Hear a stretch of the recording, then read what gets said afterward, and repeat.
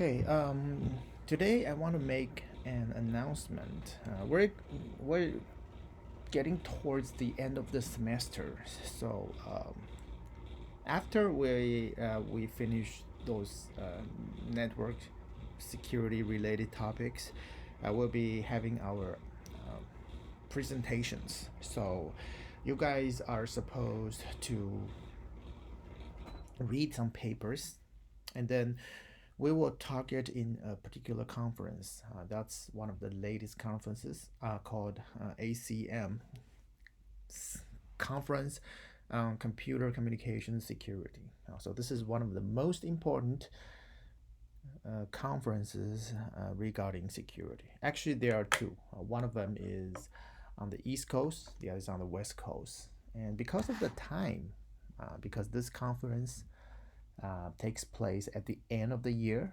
and we know that usually when a conference takes place at the end, usually it takes about like 2 or 3 months to get the accepted papers on the database system. So what you guys do is first you guys use Google, type ACMCCS 2021. So this is the result, okay, and then many things pops out.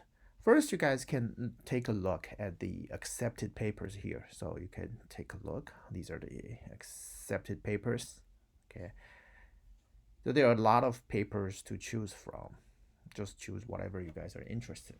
Actually, you guys will see that there are, some of them are cryptography related. Some of them contains math, more theoretic, and lots of them are practical considerations.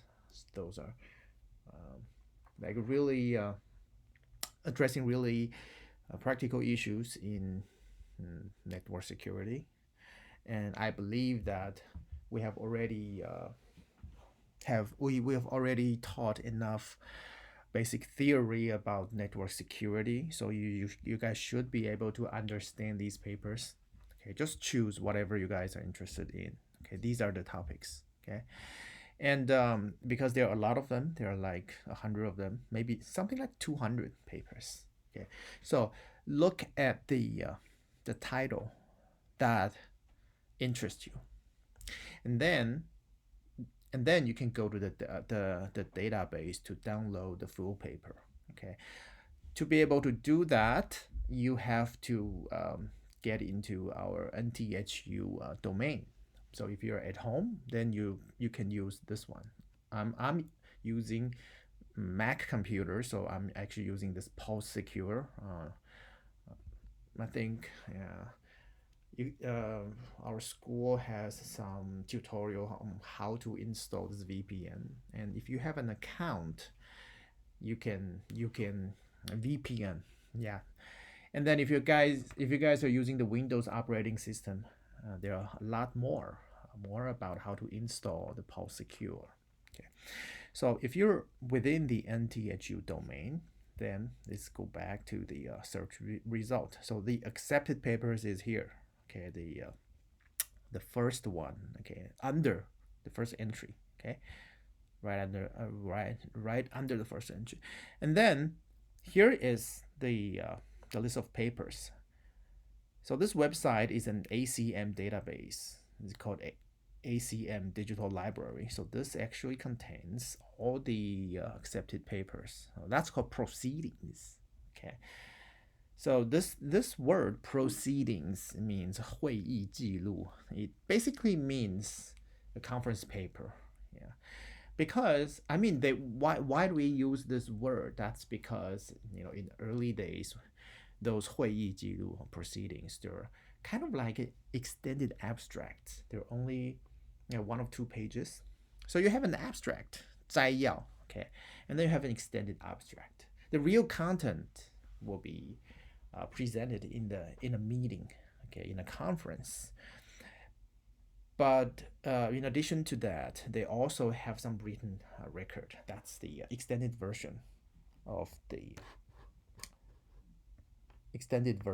abstract. So we usually call extended abstract. So in the old days, those are called proceedings. But now we're in the 21st century.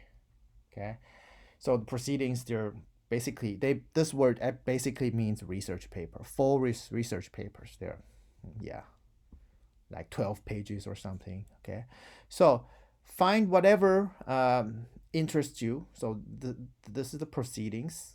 Okay, you can take a look. These are the papers. Okay, the keynotes are not actually research papers. These keynotes, they invite people, usually those people who are more impactful in a research area. They invite them to give a talk. Okay, so they're not peer-reviewed research papers. So look at the peer-reviewed research papers. Okay, for example, like session 1A, cybercrime.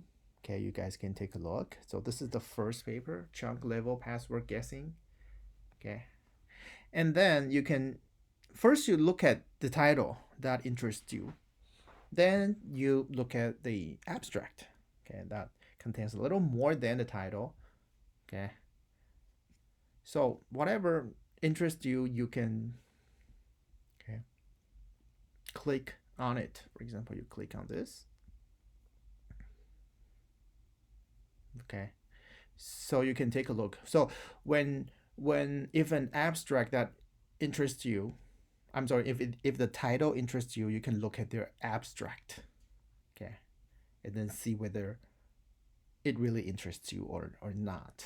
Okay, and then if you decide that it's interesting, then you can click PDF. Okay, if you're within the NTHU domain, you are able to download the full content of the paper. So it contains, like, for example, 16 pages. Okay, that's the research paper, full research paper. Okay, so find anything that's interesting to you. So every student is supposed to choose one paper. Okay, and because there are a lot of them. Okay, so I suggest you to look at the title first, and then read the abstract before you download the actual content. Okay, because generally speaking, these research papers, they not everything is interesting. So it depends on your area. Just find anything that interests you. So look at these. Okay, and then spend some time, especially these days, spend some time to find these things. Okay, and pick up a research paper to present as soon as possible. And then we'll begin on, we'll have about 2 weeks after we finish the written exam. We are, today is May the 5th. Okay, so next week we'll have a written exam. This will be held in class. Yeah, there's no way we can hold an exam. It's difficult to hold an online exam that is fair. So I dropped the idea. So just go to the classroom, and then we'll have a written exam. Okay? And that exam will cover everything, pretty much everything. And then it's an open book, open notes exam, but you guys are not allowed to use any computer. So no laptops, no computers, no iPad, okay, no tablets. So that's the idea. And then after that, the May the 16th, we'll start to give a we'll start to have a presentation. And then you guys take a look at these research papers, and then choose, and then you give a presentation. That's about 20 minutes. So every student has about 20 minutes. Okay, and then to encourage everybody to give a presentation earlier, so the one that gives the first presentation will have 15 points, 15% of the total. I mean the presentation score. Okay, we'll have the 15% bonus. Okay, So for anybody, any student who present on this day, will add 15 points, okay, to your presentation. And then the second one will add 10 points. So whoever presents on this day, on the on May the 19th, will be added 10 points, and then 5 points for the students who give a presentation on May the 23rd. Yeah. So the first 3 days, okay, first 3 days we have those, and so after you guys have decided a topic, a paper, you just read the paper, and then give a presentation. And then since we have an outbreak, a COVID-19 outbreak, and I guess the presentation will be held online. Most likely we can use we will be using Jitsi Meet. Okay, I'll provide the link, because you you don't need to install anything on GT Meet. That will be a lot easier. So just click the link, and then the presenter just yeah, you have some time to give a presentation, about 20 minutes. Okay, and then 5 minutes I'll ask you questions, something like that. That will be the stuff. Okay, so basically, if you guys are so on the 19th, on May the 12th, you guys have a written exam, and then the only thing you have remain are the assignments and the final presentation. So the final presentation will last until June 9th. Okay, basically our last month will be the presentation month. Okay, so once you guys have decided a topic, go to the presentation. Go to this web page. I'll give this web page on the eLearn system. Okay, that's the registration system, registration page. So just type your name and your ID, and then you can choose a time. Okay, you can choose a time. Each student has about 25 minutes. Okay, so you can choose the time and topic as well. Okay, and topics as well. Let's choose the time and topic. And this form, we have this Google form, so then you guys can submit the form. And then also, if somebody has already picked a paper, then that won't show on the on this on this Google form anymore.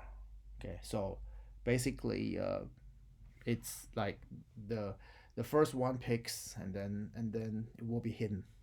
Okay, so that make sure you guys do that as soon as possible. Okay, so that's regarding presentation. Okay, we talked about 802.1x. So we mentioned we covered the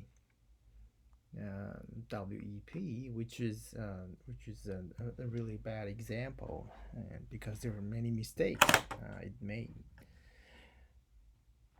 So now we're moving on to other protocols.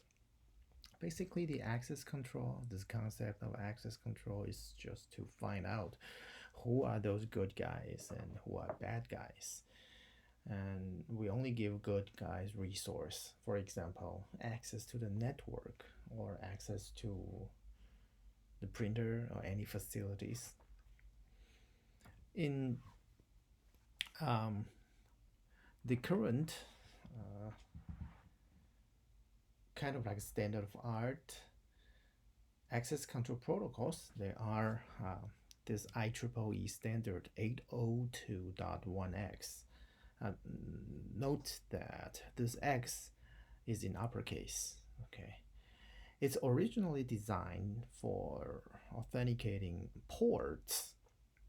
Okay, so ports they correspond to resource. Usually, different protocols they run on different ports.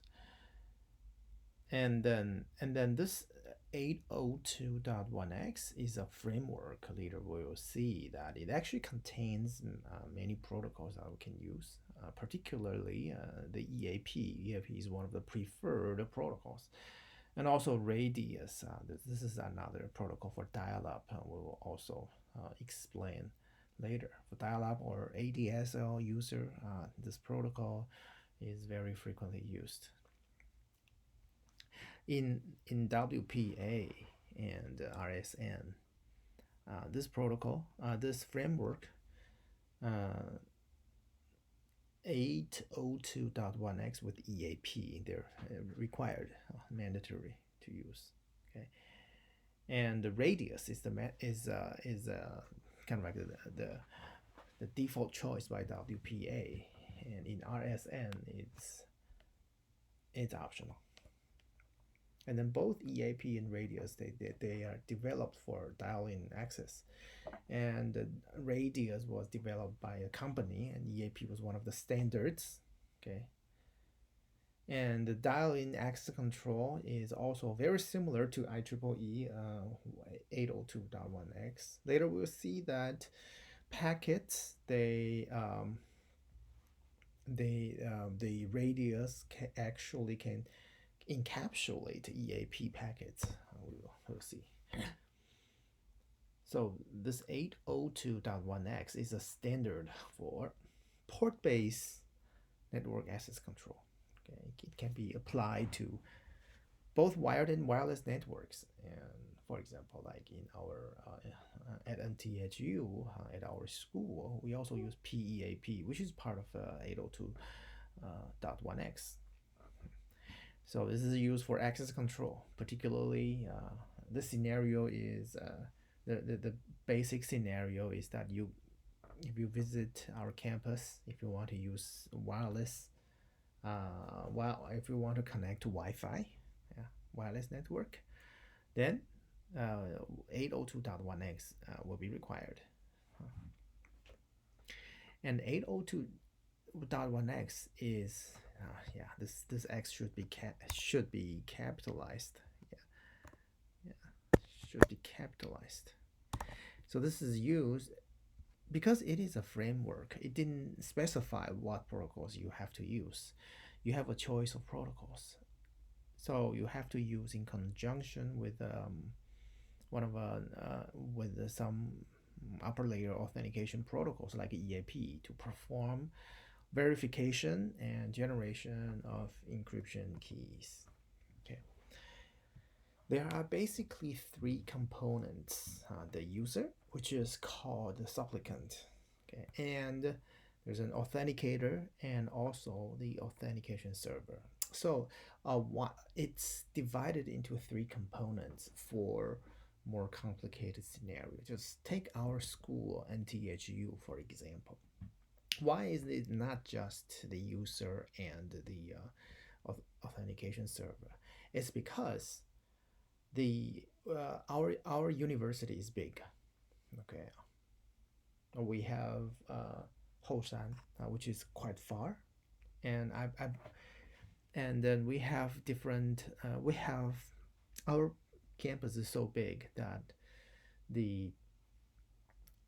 when you, for example, if you're in the EECS department, if you're in the Delta building, okay, and want to use Wi-Fi, hey, NTHU Wi-Fi, you are actually connecting to one of the access points, which is the authenticator, okay. And then if you go to another department, you go to the any other department that is far, then it's very likely that you will actually access via a different AP access point.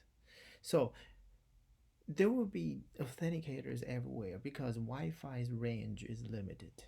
Okay, like several hundred, mm, several hundred meters, something like that. For outdoor, for indoor, it's even less. It's even less. So it's limited, and and then you don't want to go to a different place, and then you have to reset everything, right?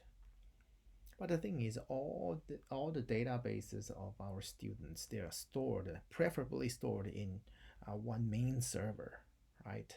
That's the authentication server on campus. You don't want to have an authentication server everywhere along with the AAP. That is why we need to have these three components. Okay, the authenticator is the one that gives you, that grants you resource.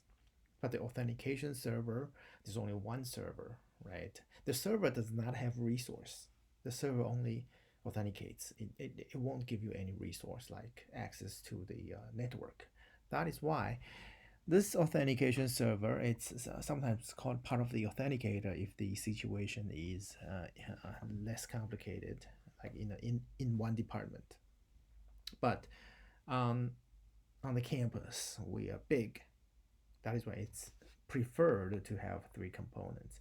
In large companies, they're all like that too. But if you, let's say, if you're in an office of 10 people, then probably you don't have to be that complicated. You can combine the authenticator and authentication server. So the authenticator is the entity that control the access gate. It gives you resource, but the authentication server is an entity that decides whether or not you will be admitted. So the architecture pretty pretty straightforward. So the supplicant is the user. They chose this name supplicant. And first, the supplicant connects with the authenticator, okay, and then the authenticator will connect to the authentication server. So it's like three-way communication, okay. And then each communication is secured. So there will be a handshaking process. They will share the secret key, okay, and then they will we'll share a secret key, and then we'll establish a session key, okay, and then we'll encrypt every message. Yeah. So it's and then there are a lot of options as well. So for example, like we are on the campus, the supplicant is one of us students, and we already have to be able to get online, you have to have a student account, okay, which has already been sent. So the authentication server already contains your student ID and your password. Yeah, definitely they won't transfer it using plain text. They will, they use something like a challenge response scheme. So then you will, when you give a challenge, they will be able to give a anticipated response, something like that. And the communication from supplicant and authenticator is basically EAP. Okay, this is EAP over over LAN. Okay, EAP is not limited to LAN; it can be in wireless. Okay, and then from the authenticator to radius to authentication server, it's radius. So this is using the dial-up protocol. This is something like the ADSL dial-up. Okay, if you need to, I think a lot of you guys have used ADSL, right? You have to have a modem at home. You have to buy the service, and then that modem, when you turn on the modem, it will dial up to the remote server. Okay, and then you will be authenticated. Yeah, something like that. And then that protocol, many companies use the radius protocol. Okay. And then this is like the ISP backbone. It's used between ISP backbone. So this is from the user to the authenticator. Okay. Authenticator is like a bridge. It's just a bridge. It'll pass anything to the authentication server. And then the authenticator can actually encapsulate your protocol. So when you send a message to authenticator, it your message is targeted at the authentication server. So that's your actual message. And then aside from that message, you have other pieces of message that's for the authenticator, for communicating with the authenticator. But it will encapsulate the your credentials as one EAP. Okay, so it's kind of like there are two layers. One layer is you have an EAP that's for the supplicant and authentication server, and then on top of that, okay, on the outer layer you have an EAPOL. So it's like double encapsulation, and then from here to here you have most likely you have EAP and then encapsulated by a radius. So this 802.1x is a framework. It's not a complete specification. So it's kind of like in regard it's a framework. It does not contain anything. It just tells you that what you can use, what options you have. Okay. The actual authentication mechanism is actually implemented by the authentication server. So the for dial-in users, like point-to-point PPP protocol, it defines some weak authentication methods, PAP and CHAP. These are older ones. These are not that good. And then CHAP is a little better. Okay, PAP is not that good. PAP is so bad that the username and password are transmitted in plain text. Yeah, this protocol was designed by networking people. So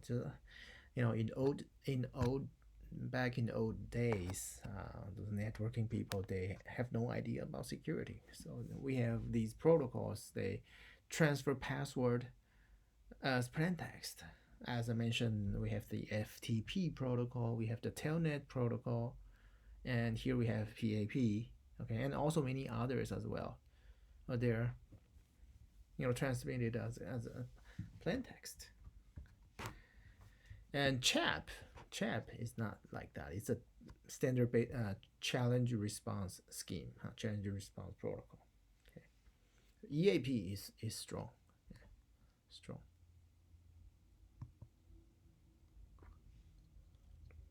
So for wireless LAN users, we have the user that connects to APE via EAPOL. So it's very similar to dial-in network organization.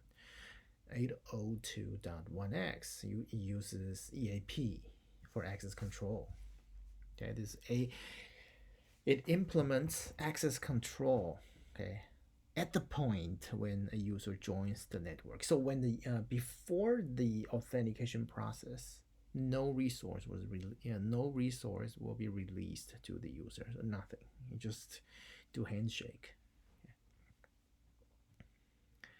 The number of 802.1x entities in operation is the same, can be the same as the number of mobile devices.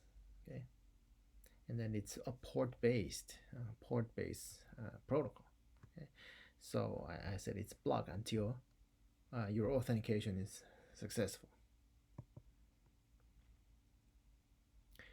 And the important thing is the 802.1x authenticated users by sharing your credentials, okay, passwords. Yeah. So it's not It's not that it will authenticate machines. WEP authenticates machines because you have to set up a shared key. Okay, so that relies on the shared key. Okay, but 802.1x authenticates the users.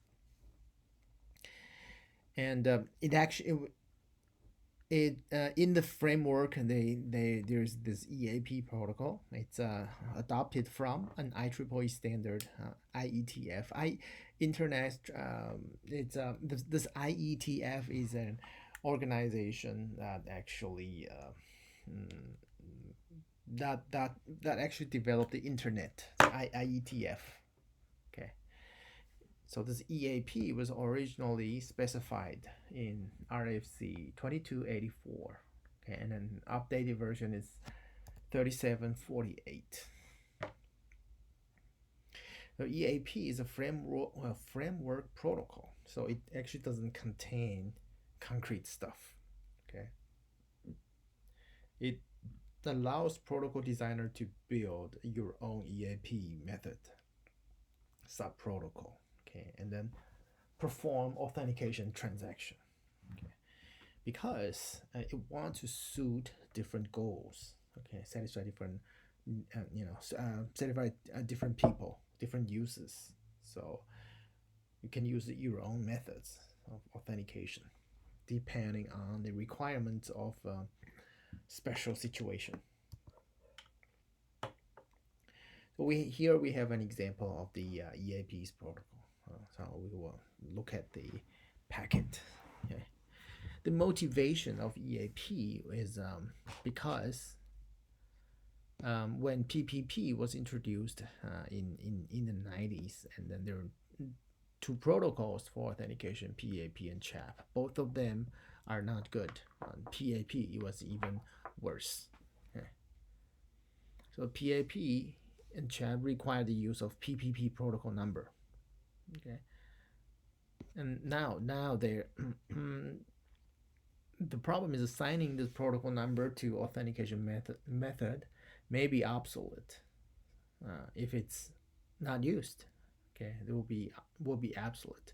So the EAP uses a single PPP protocol number, and then it supports wide variety of authentication schemes.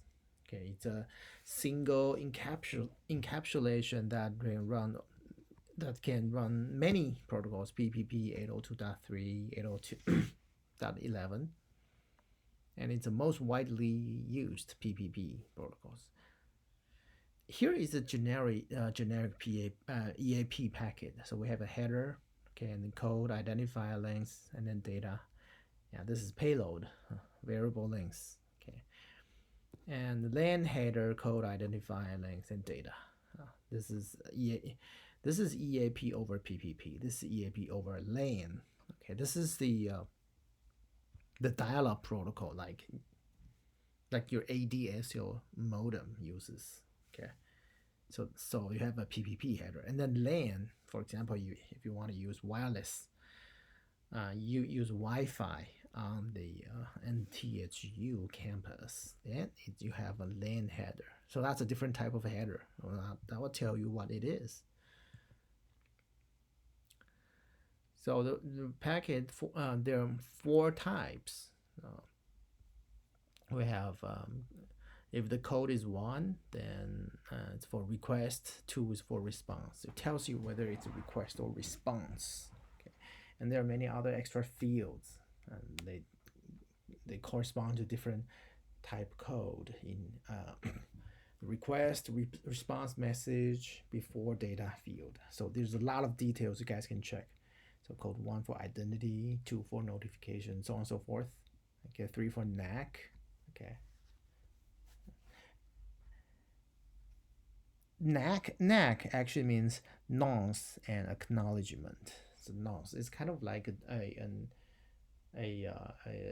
sequential number that tells you the that gives information about the freshness of the packet. And then we have notification for some notification messages.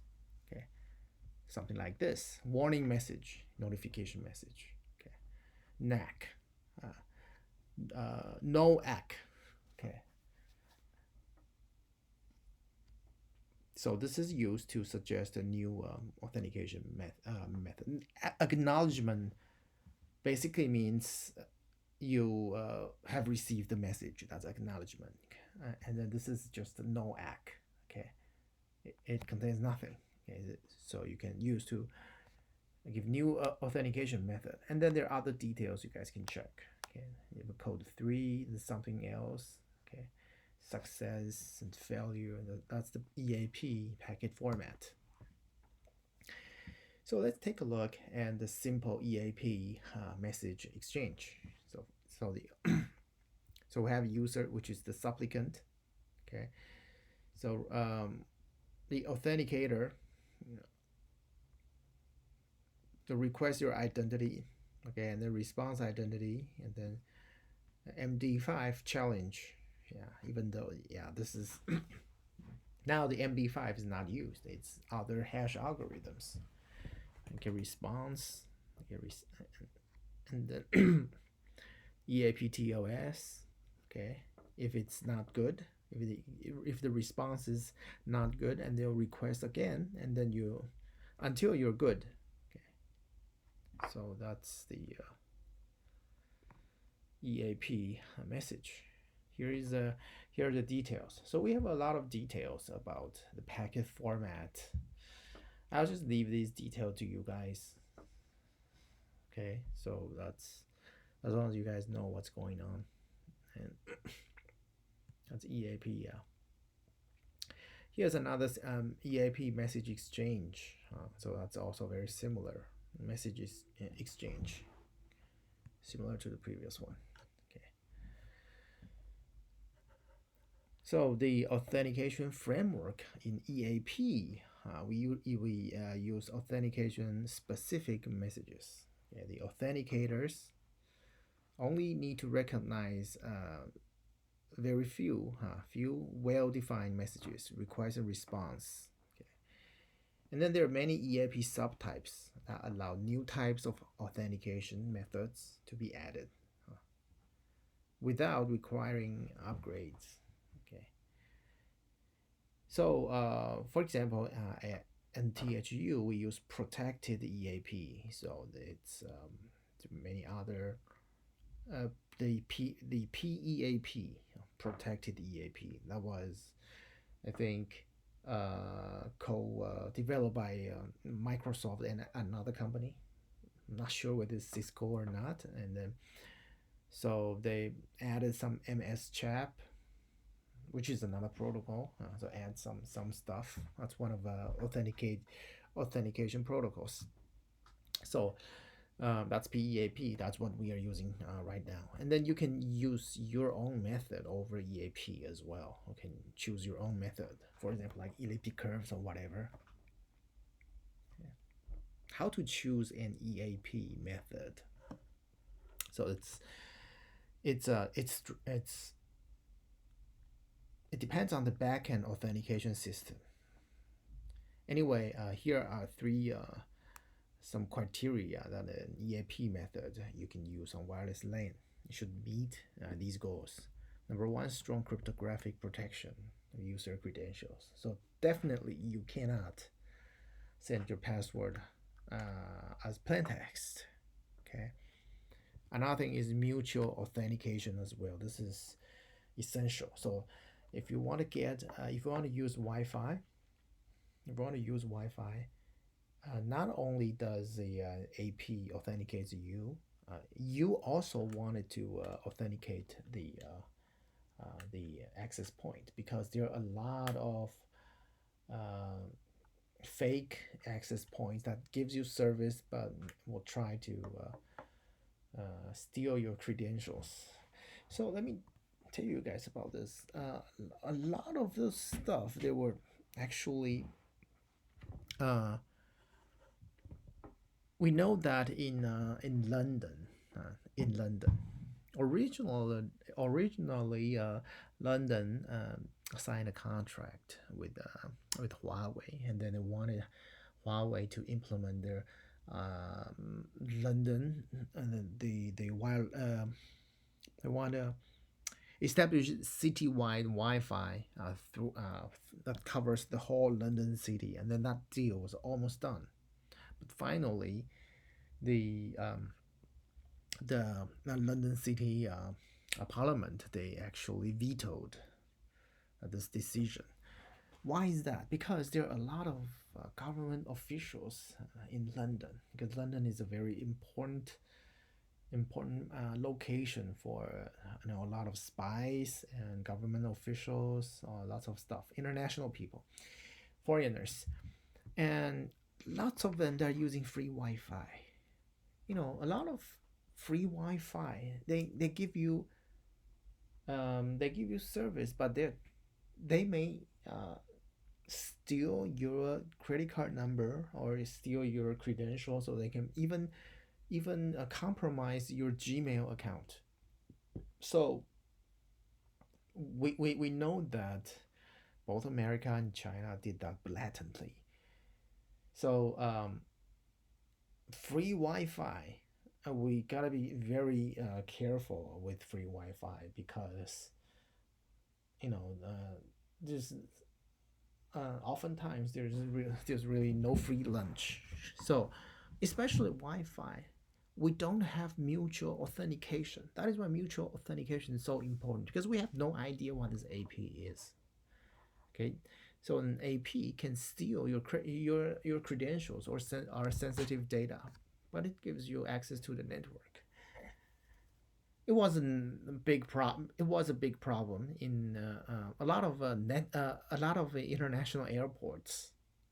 If you travel a lot, you go to the airport, you look for Wi-Fi because you want to stay connected, you want to communicate with your folks, your friends.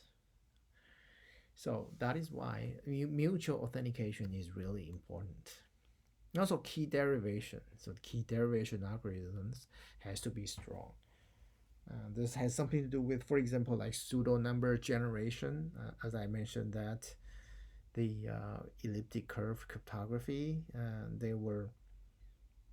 It's really good algorithm. We already covered that, but I told you guys that NSA actually found that there's a bad pseudo random number generator that gives you weak keys. So key derivation, if there's any part that that is not strong, it will become a weak point, then your credentials may be stolen, your security may be compromised because of that. EAP supports a lot of authentication methods. For example, EAP MD5. This is not for encryption. Okay, so EAP TLS, EAP TTLS, and PEAP. Okay, so let's take a look. So EAP MD5, which is definitely obsolete. It does not provide dynamic encryption, so no encryption. Okay, user authenticated by password. Okay, but the network does not it's not authenticated to the user, so it's only one-way authentication. So MD5, it's for less secure. It's a less secure option. EAP TLS provides dynamic encryption, so both the user and the network mutually authenticated. They're mutually authenticated using certificates, which is built on top of public key crypto systems. So this actually meets all three goals. And the requirement of a PKI, public key infrastructure, is limited, so it has limited use. Then we have TTLS and PEAP, so it provides dynamic encryption, so all the data are encrypted. And the network authenticated using certificate, so that's outer authentication. And the protocol is also similar to EAP TLS. Okay? Client authentication can be tunneled inside of EAP TLS. Okay, so it's inner authentication. Okay, so it decreases the number of digital certificates because of if you want to check those certificates, you'll be running public key infrastructure, public key public key crypto systems. So that's like 100 times slower than symmetric key encryption algorithms. And the inner and outer authentication can use different usernames. So even though there are two layers, okay, inner layer and outer layer, it looks like a waste, but it was actually speed up because this the generating digital certificates as well as verifying them takes a lot of time. So this is a TLS basic protocol, and the protocol is like this. It's initially it's just a hello message, and then the encryption algorithms, the ciphers that I support, the options I have. Okay, and then this is reply by the server. Okay, server shows the server's certificate, and then the server chooses a cipher. Okay, and then you send an encrypted hash of handshake messages, and then reply, and then after that, data were protected, and then also keys they're derived. So in this middle step, a session key is established that's shared by two parties. That's the TLS basic protocol. TLS over EAP. So the client and server looks like this. You request your identity, response identity. Okay, and this says hello. Okay, then the server says hello as well, and then a TLS certificate. Okay, and then you require client to show its certificate. So the client also gives the certificate, and also key exchange as well. Okay, and then yeah, and then finally the cipher, a change cipher is finished. Okay, and then the EAP its success. TLS handshake can actually accomplish both the server authentication, okay, that will be mutual authentication, and also share the key. So key exchange, okay, and then choose parameters. Parameter selection. In WPA, the encryption and integrity is only provided by TKIP. Now you cannot use WEP. They banned it because it's a bad example. You can, older version you can use TKIP. Okay, and then these are older versions. Okay, so these are just older versions, so we skip. EAP over LAN. So the EAP RFC does not specify how messages should be passed around, because it was not originally designed to for authentication, general authentication applications. It was used for dial-up, like the ADSL or dial-up network, right? So EAP messages have to be encapsulated. So there are outer layers that contains other information to be transmitted in a Wi-Fi network. Okay. So maybe we can add the MAC address, right?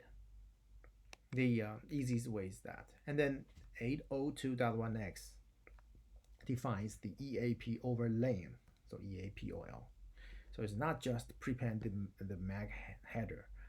Okay, it defines more messages. So they actually define the packet format. So start message contains special multicast address. Multicast. So that will be used. That can be used for multicast. And this will announce the existence of a supplicant user. And then the key from authenticator to send information keys to the supplicant.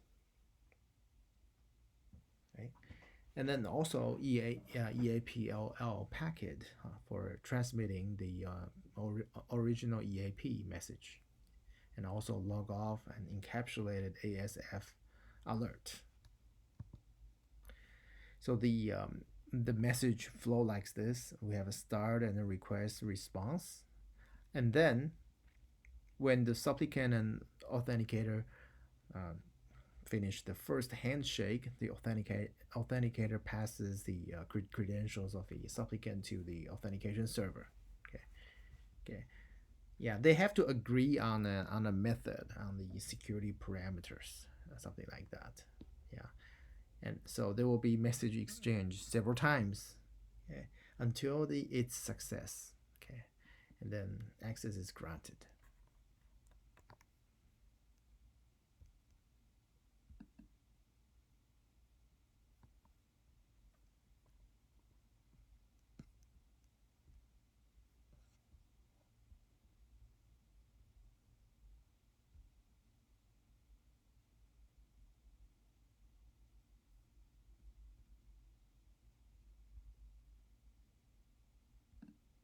Okay, so we continue EAPOL. So we've seen this little diagram. So the 802.1x architecture is like this. So we have a supplicant, the user, and then we have the authenticator and authentication server. The supplicant connects to the authenticator using EAPOL, which is contained in 802.1x. And then this network is most likely, well, in our case, is wireless local area network, wireless LAN. So it's specified in 802.11. This is wireless LAN. And then right from the authenticator to the authentication server, this is more like wired network, so local area network. That is why it's used 802.3. So we can have UDP, IP, these protocols. This is the core backbone, enterprise core. The authenticator only acts as a bridge. So as I mentioned earlier, 802.1x is just a framework. It's not a complete specification.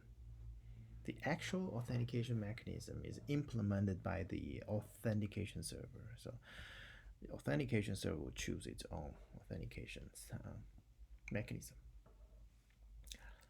In 802.1x in access points. So the wireless device, in this case, simple wireless devices, they act as supplicants. Okay, so the wireless device, like my laptop, my cell phone, the iPad, will access to the access point, sending message to the authenticator. And then for this is usually called SOHO, small office or home office applications. These applications are not complicated, so we don't have to differentiate between the authentication server and authenticator. They're actually just one access point. It could be just one machine. And then the authentication server is a process. It's a software process inside the AP. So that's easier setting. So in this scenario, there's no need for a radius protocol. So there's no need to communicate between two processes, okay, in the same machine. Well, there may be virtual communication, but there's no need to use any other methods. And since this is this scenario is kind of like an easy scenario, so you cannot support a lot of authentication methods. So the number of supported authentication methods will be limited. 802.1x over wireless LAN 802.11. In a wireless LAN, the AP creates a logical port. So the port may not be actual port. It's a logical port. You have a logical port number, and then anything using this port number will be regarded as traffic over LAN, over EAP, okay, 802.1x. And the number of 802.1x entities in operation will be the same as the number of associated mobile devices. And then the authentication server and authenticator, both they can be in the same machine, so no radius protocol is needed. And then EAPOL in wireless LAN can proceed only after the association is complete. So So after that, the connection is established, and then the port number will be created. And before that, there will be no port number. I mean, logical port number. It don't exist. So no service will be granted. So the after the this process is succeed, the association process will allow supplicants supplicant and the AP to exchange the MAC address and start using the sharing the resource. And so this diagram shows a typical 802.1x exchange on 802.11. Okay, so we have supplicant and authenticator. Okay, send back and forth using EAPOL. Okay, and then the authenticator and authentication server, they can use radius packet, but this may be a virtual virtual communication because they can be the same. They can be two different processes in the same machine.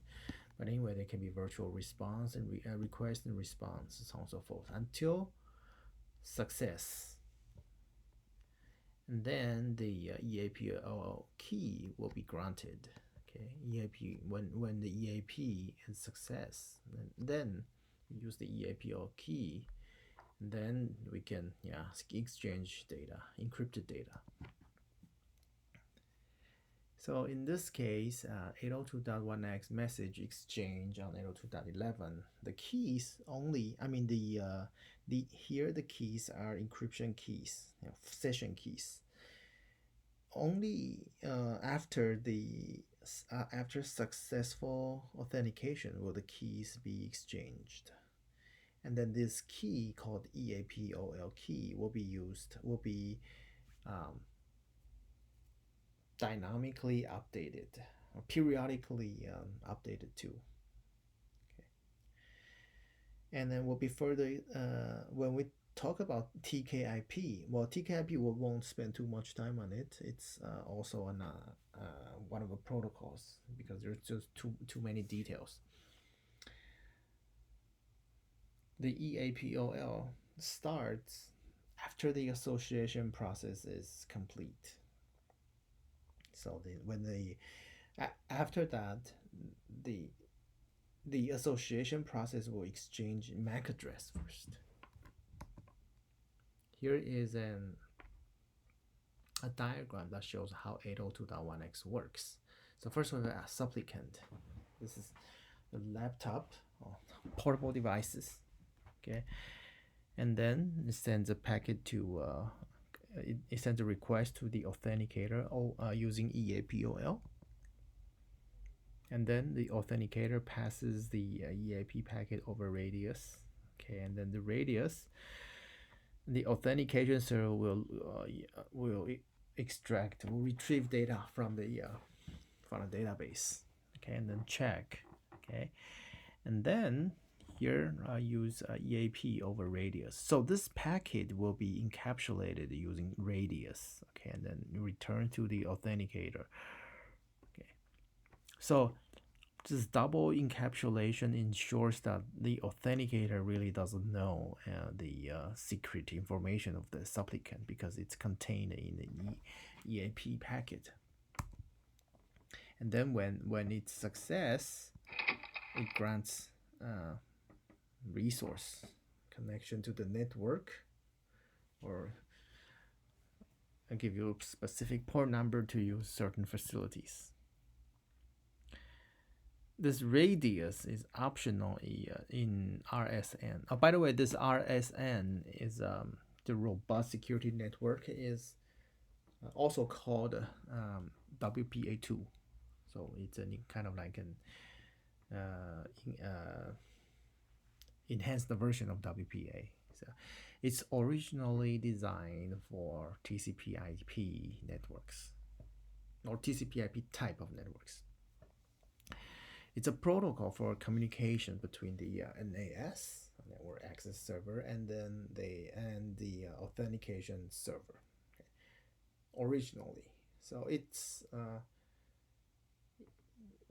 kind of like a dial-up modem pool server, or maybe you guys have never seen that before.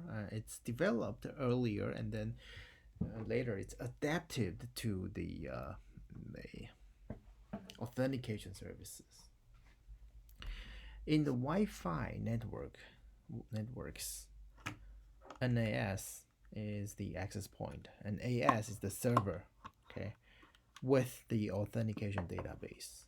Could be one machine, could be two different machines with backbone, with a wired network.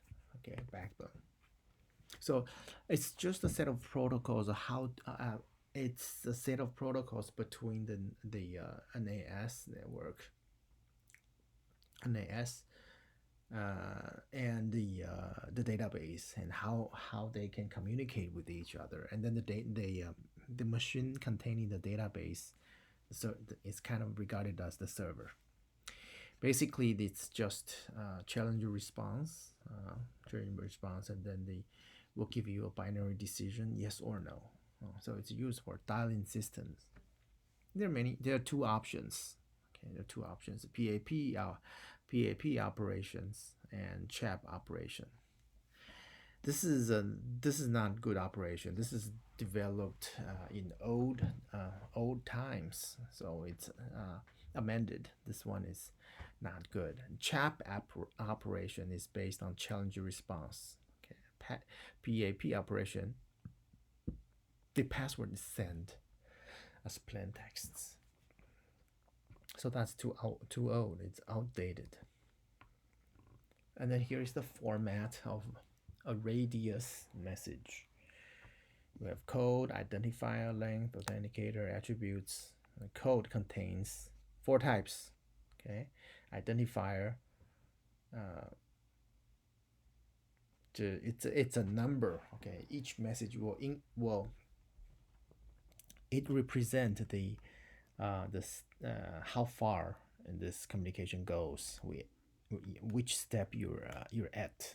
Okay, so it's incremented. It will be incremented for each message. So then they can know, okay, which stage are you? Okay, and the authenticator just contains some 16-byte nonce. Okay, so on so forth. Attribute contains information in radius message regarding their fields of type, length, and data. Okay. EAP over radius. This is defined in RFC 2869. So the EAP message is within the radius message. Okay, and then the EAP message is inside special attributes. Okay, that have a type value of 79.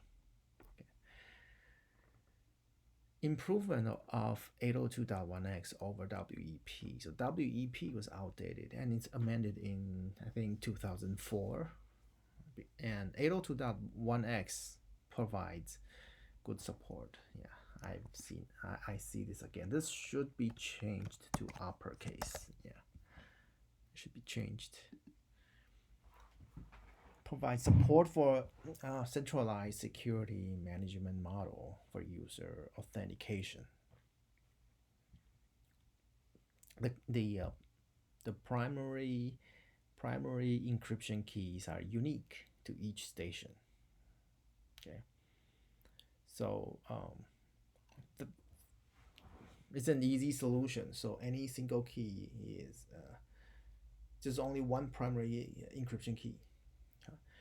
You can have it pre-shared. So that's kind of like a symmetric cryptography, or you can generate through an upper layer. Okay. Yeah, both of them are actually symmetric cryptography. If you use in the AS, the encryption keys are generated dynamically. Okay. So and they generate independently among them. It does not need the network administrator. Okay, So that is why it provides support for good upper layer authentication. So that's the basic ideas about 802.1x. Let's move on to the next topic. We'll be talking about intrusion detection and prevention. So what is an intrusion? It's difficult to distinguish between good messages, failures, and malicious activity. Sometimes there'll be malicious activity. The easiest example is a stolen credit card. So if somebody takes your credit card and then you have no idea, if you, let's say you don't have any idea that you just lost a credit card and somebody swiped your credit card. So how do you know that? Actually, well, if you lose something, then somebody gets your credential, right? It happens. Yeah. But there are ways to do that, because the way the thief takes your credit card to make purchase may not be the same as your ordinary behavior. Okay. So in that case, we can regard it as an intrusion. For example, and you're living in Taiwan, and then someday you realize that somebody just make a fraudulent transaction using your credit card in South Africa, for example. Okay, how does the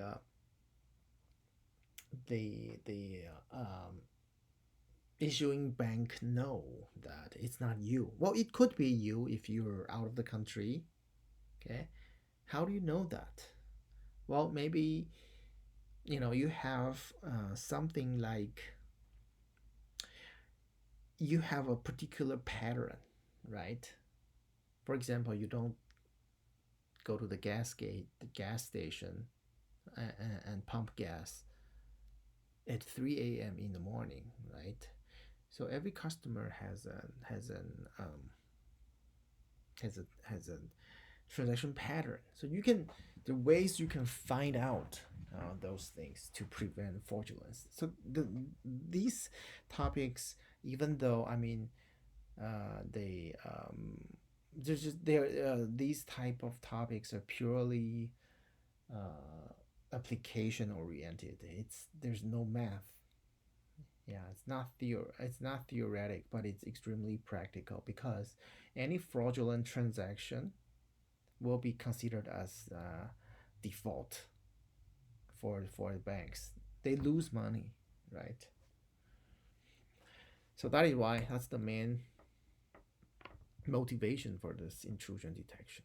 Okay, so intrusion is a sequence of related actions by an attacker that results in the occurrence of unauthorized security threats to a target networking and computing domain. It looks a little long, but anyway, many things.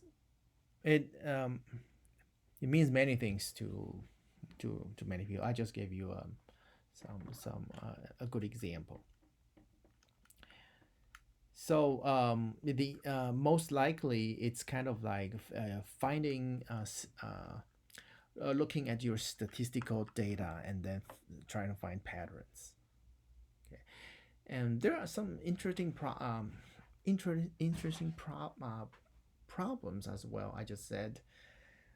So credit card fraudulence is one of them, and then also there's for example, one of my friend is working on the topic of using the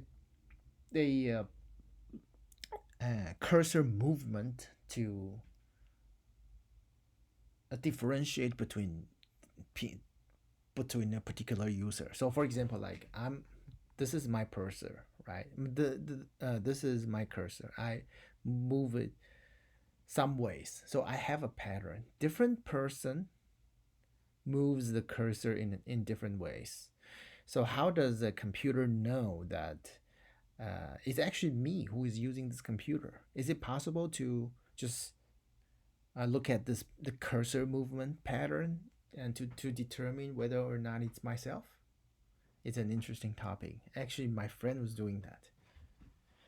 So that's one of them. That's also intrusion detection. You can, if you have like a protection program in your machine, you may be able to stop the attacker from using this computer, something like that. Okay.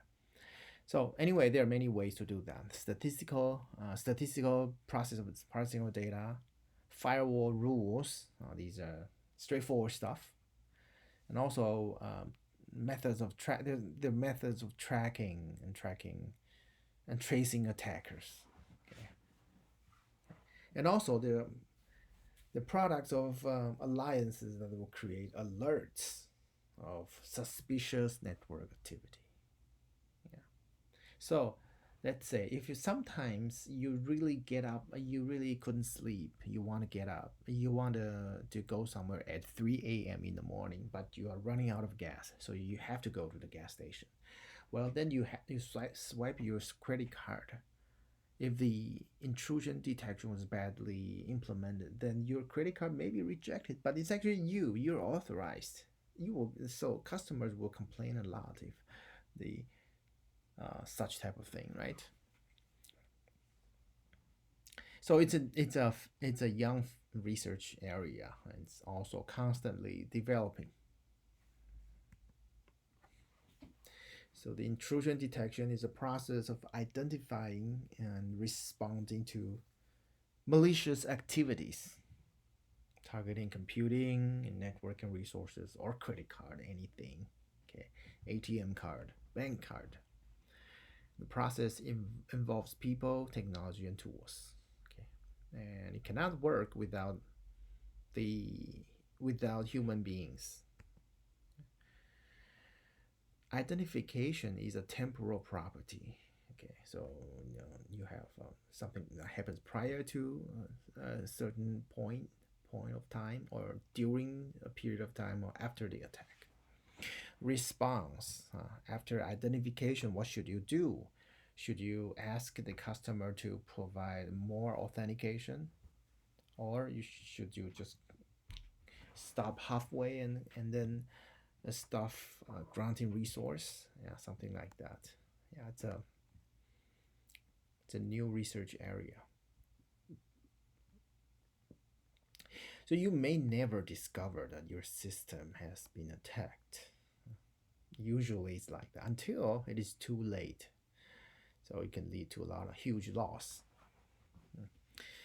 And intrusion detection helps you design better security for your system and patch vulnerabilities and loopholes.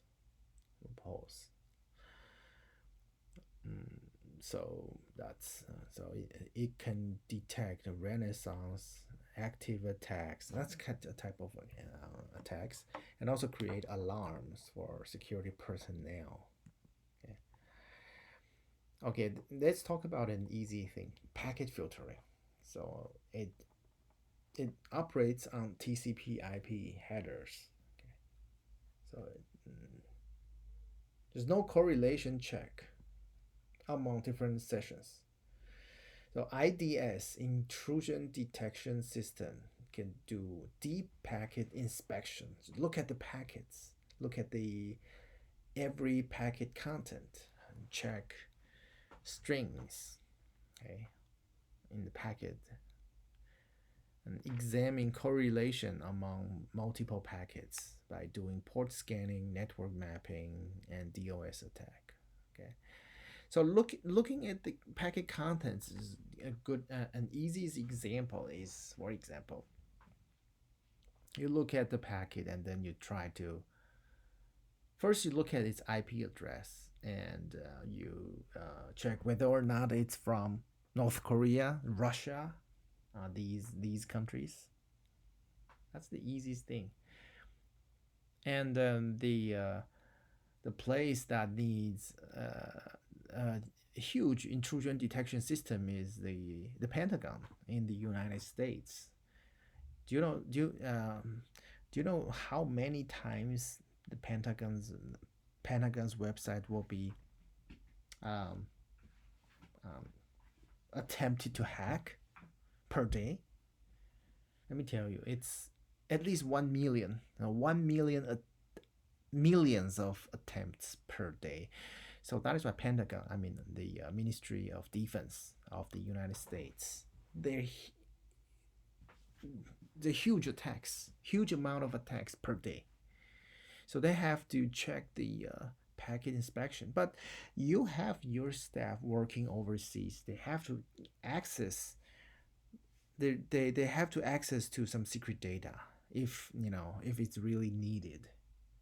Because we know that the United States troops, the military, is everywhere in the world. It's not in the most of the military forces are deployed outside in Europe, in Asia, right? And those commanders or security officials, they sometimes need to to perform some tasks, so they have to go through the intrusion detection system of the Pentagon, for example, okay? And then do things. And what you can do is also you can do port scanning and try to figure out what this packet is doing, or network mapping. And then also there is a difficult thing called DOS attack, denial of service attack. It's a networking problem. It's not a problem. It's not an attack that tries to that tries to compromise your key or steal your credentials. It's not like that. It's basically overwhelming your server or resource with huge amounts of packets, massive. Okay, that's a denial of service. So then your server will be too busy to respond. Here is a little diagram of the basic components of the intrusion detection system. So you have a target system, and then you have intrusion detection system, and then the infrastructure. Okay, contains a lot of report or log files. So the target system, the IDS will constantly monitor the target system and then make log files and then report to the IDS is infrastructure. So the IDS examine and process data and information. But it has technical, operational implications: timeliness, confidence in information, processing power, and reporting. Monitored information will be reported to an appropriate infrastructure, and responding. Some actions may be taken by the IDS if something looks fishy to reduce the security risks.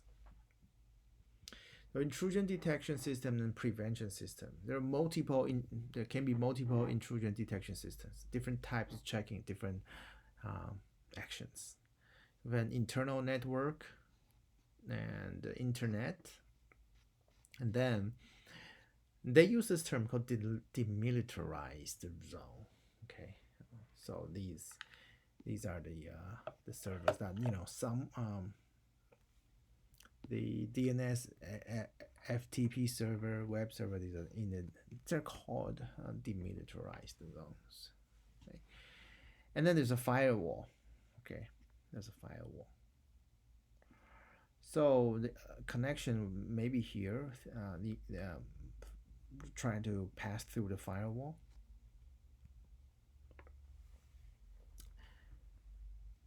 Intrusion detection system classification. So there are signature-based IDS, which maintains an extensive database of attack signatures.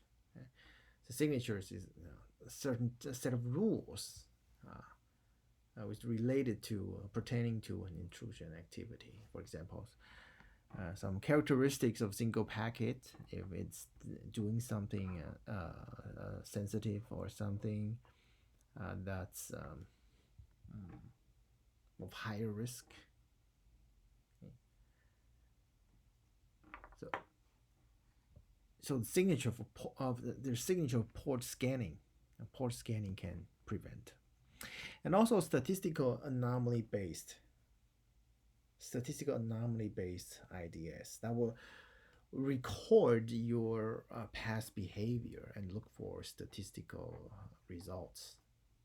And if there's something that violates your statistical behavior, it will give you an alert message. So trying to understand patterns of normal usage, like my previous example, my friend was doing, mouse cursor movement uh, recording. So maybe I just like to, draw circles like this, okay, and then the IDS will learn that. Now, these days, this type of thing can be incorporated using AI. So it's trying to analyze what type of thing that I prefer. And then, for example, someday if you realize there's people like that, okay, not not not doing this circle of movement, the smooth movement, but it's doing something like this jittery straight line movement, then the IDS may know, oh, this is not me. This is something else. My computer has been compromised. That's abnormal usage. So there are host-based IDS. For system-centric, there are audit trail processing, watch logins, catch Trojan code, deploy on target hosts, or source-based, destination-based IDS. So you look at the source, the ultimate goal of today's system, and the destination is too late, something like that. Network-based, parse the packets that flow into or flow out of the network. Look at the where is from North Korea. Then we ban it. We just drop. Actually, the Ministry of Defense in the United States, whenever they see anything related to North Korea, they drop the packet. They are still doing that by manually checking all these packets. Yeah, now they're still doing that. So and the goal is to detect and response ASAP. Okay, and they compare signatures of known attacks with the sniffed packets. A sniffed packet is not is a packet that's been tampered with. For example, the IP address has been changed. Okay, that's sniffed packet. So the IP will not say I'm from North Korea anymore, or something like that. Okay, so how do you know? Because in our current IPv4, the IP address field can be changed arbitrarily. Yeah, so the packets can be sniffed. Only IPv6 with the support of IPsec. Okay, then the IP address, you can be sure of the IP address. This is audit trail processing. So the idea is we want to find out who did what. So we use system logs from different hosts and devices, just watching them. And then this is performed offline. Okay. And then we analyze data and analyze these log files. And then the log files will be parsed and information will be processed. Okay. So just audit and look at those. Look at what people are doing what. So obviously the storage of the audit data and processing of the audit data and protection of audit data is important. Okay. So there are special audit probes maybe installed on target systems, and the potential issues are how the performance of the target may degrade because of the audit probes. Yeah, there may be potential issues. So we know that in order to do audit probe, you have to use up some system resource. So that will slow down your system performance a little. It will reduce your system performance a little bit, but how much? Okay, if it's too much, then it's not a good option. On the fly processing, it performs both the real time and non real time analysis. Now, this is usually associated with the network based intrusion detection systems. It monitors and parses all packets and looks for all dirty words like this password, something like that, config. You can use TCP dump or any other sniffers in promiscuous mode to capture packets. So TCP dump is a tool for those who for CS students. You guys should know that very well. If you're not from, if you haven't done that, you can just Google TCP dump. Yeah, you can. For those who are not familiar, you can just Google, for example, TCP dump. Oh, maybe it's here. TCP dump. Yeah. Yeah, it's a command line packet analyzers. It can be used on Linux, a Unix system, and there's Windows version as well. You guys can take a look if you're using a Windows computer. Okay. So that's TCP dump. Okay. We can use normal behavior profile. So look at normal behavior. What's that? And if there's anything suspicious, then you report. You give alert message. So first we capture normal users and how they behave. We make a record, and we estimate initial profiles of normal activity. If there's anything that looks suspicious, you generate wrong alert message, and then this profile will be updated with time or refined with time, fine tuning. So there's one example.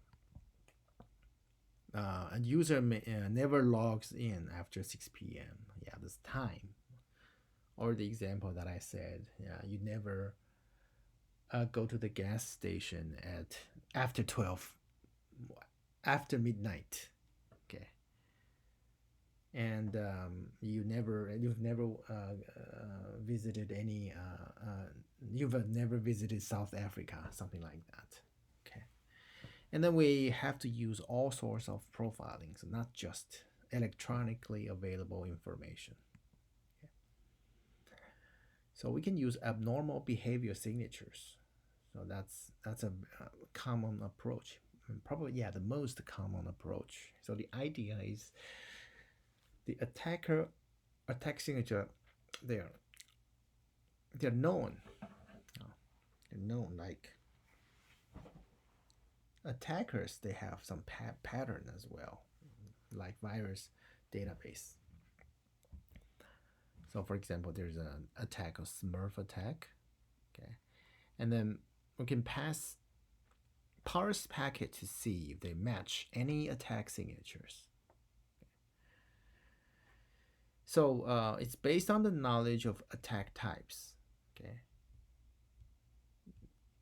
Of the intrusion detection system, IDS. If there's new type of attack, then the IDS may not know. So that's drawback.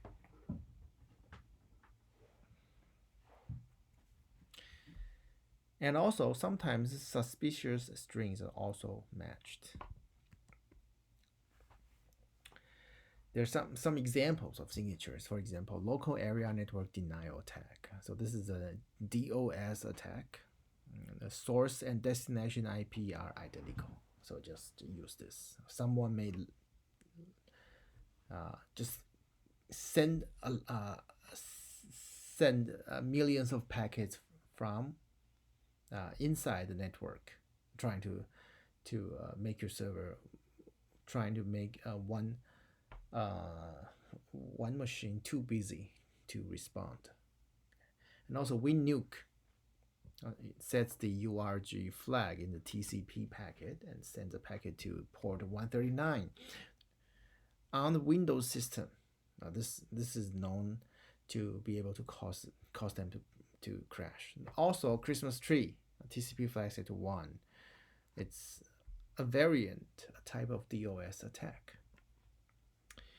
So monitoring, we can use TCP dump. It allows us to monitor packets. Okay, and then if you're using Windows Windows operating system, you can just type WinDump. I think you can install it in your computer.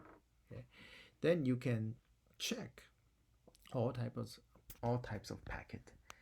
Yeah, WinDump. You can check. So this is TCP dump. We can have WinDump as well. Just Google WinDump. I think it's free. Yeah, you can download this version. Okay, that's about it. Let's stop here.